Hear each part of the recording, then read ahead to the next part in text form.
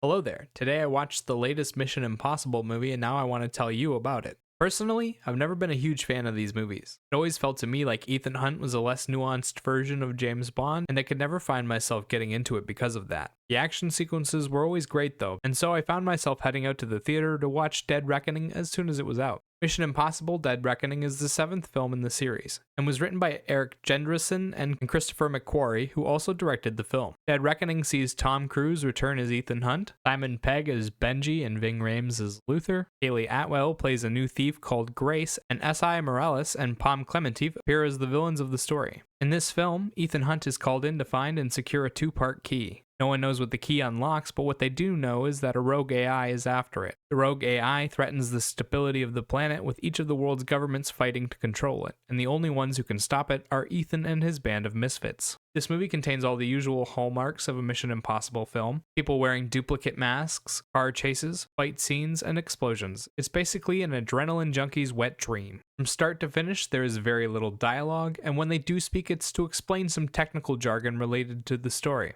The technical jargon is almost always nonsense. They don't spend much time on the characters or on the rogue AI, leaving all of them with a brief description and introduction and then moving on. If you're a fan of this series, this movie will make a lot more sense. Having a complete knowledge of the world and the people in it makes a huge difference in understanding the story and everyone's motivations. The story itself doesn't make a whole lot of sense, with the main problem being a vague impending doom, and at no point in the movie did they ever try to explain how the AI actually works. It just does things and you're supposed to just follow along, I guess. Ethan and his friends also survive some of the most nonsensical scenarios going, and they don't even have the decency to show us all of the moving parts. Often the film will cut past entire sections of the story so that it can show you the highlights, or so that it doesn't have to explain how something happened. It's jarring, and at times I found myself confused how Ethan managed to teleport halfway across the world in seconds. At one point he makes an insane jump through the air, and then we see him parachute down a little. Next time we see him, he's crashing through the wall of a train moving at high speeds. It felt like we missed a really cool moment there. As far as the excitement goes, the film is filled to the brim with action, but most of it has little impact in terms of storytelling. It's just visual fodder with no stakes behind it. At no point in this movie do you ever feel like Ethan can fail, and when he eventually does, it's during a convoluted section, and the emotional aspect involves a character that the film failed to establish. The character's importance comes from other films, and not this one. Leads to this lackluster moment in which you don't really care about his failure, or even understand how it was his failure. In general, the story just wasn't good, and it acted purely as a vehicle for the action.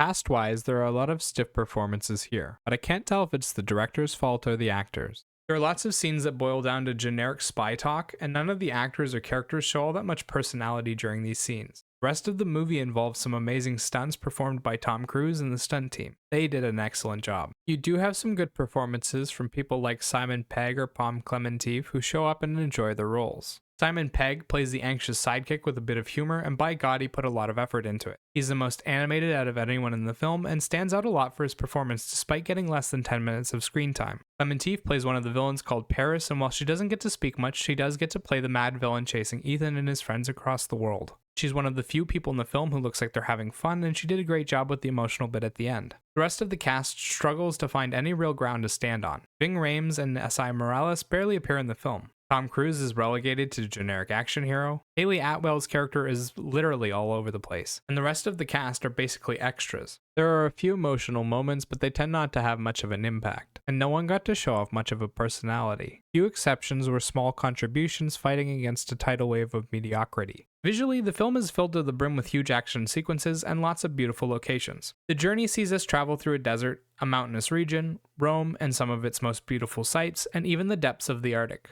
The action sequences are big and expensive. There are car chases, fight scenes, shootouts, a train going over a cliff, and more. From start to finish, there's nothing but adrenaline, and the film rarely takes a break. The only thing I didn't like about the visual journey was how much skipping around they did. It made sections of the film feel like a highlight reel instead of a fully fleshed out story, and there was just no reason for it. Sound-wise, the film has 2 modes. One mode is playing background instrumentals that sound like orchestral pieces. They mold to the scenery and perfectly match the mood. Oftentimes, these background tracks are doing most of the emotional heavy lifting in the film, and they make action sequences a lot more exciting. The other mode is when they play the Mission Impossible theme song on repeat. This happens whenever Ethan appears on screen after a little break, just to make sure that you know exactly who he is. It's cheesy, it's boring, and it's repetitive. The music was good but didn't meet the threshold to be significant. The background instrumentals were just too generic to be considered a standout, and the Mission Impossible theme actually made it into the annoying category. Overall, Dead Reckoning has some decent action in it, and the soundtrack backs it well, but the cast is kind of stiff, and the story is just boring and nonsensical. I found it didn't carry at all for Ethan Hunt or his team. The villains were just generic bad guys, and I wasn't a fan of how much they cut around during the visual journey. It's alright if you want to see a mindless big screen action film, but it's not a good story. 5 out of 10. And remember, these are just my thoughts on the film. Let me know what you think in the comment section down below. Bye bye!